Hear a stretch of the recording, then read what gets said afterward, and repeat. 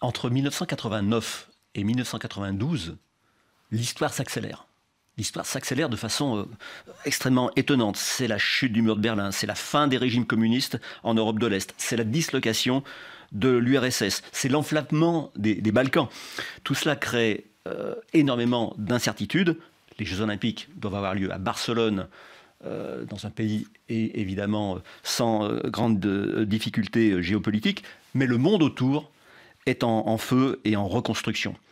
Pour les nouvelles nations indépendantes, l'existence d'un comité national olympique reconnu et une participation aux Jeux olympiques sont des gages de reconnaissance internationale qui précèdent souvent, d'ailleurs, leur légitimation par l'ONU. C'est donc extrêmement important de pouvoir participer aux Jeux de Barcelone. Le CIO, du coup, apparaît comme une sorte de faiseur de roi.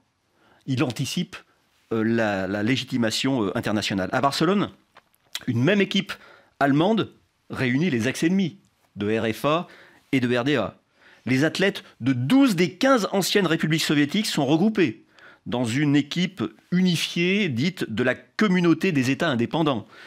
Ces athlètes marchent sous le drapeau olympique. L'Estonie, la Lettonie et la Lituanie, qui avaient pu déposer une demande de comité national olympique un peu plus tôt, ont été reconnus par le CIO et envoient leur propre délégation. La Yougoslavie, elle, n'est pas invitée, mais la Serbie peut envoyer une délégation sous la bannière et sous l'hymne olympique. De leur côté, la Bosnie-Herzégovine, la Croatie et la Slovénie signent leur première participation en tant qu'État indépendant.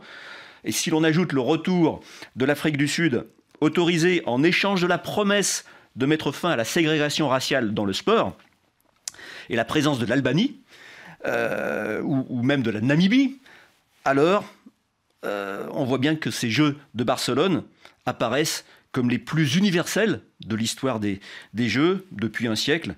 Les Jeux précédents avaient été marqués par des boycotts. Ceux-ci semblent accélérer, au contraire, la transition vers un nouveau monde.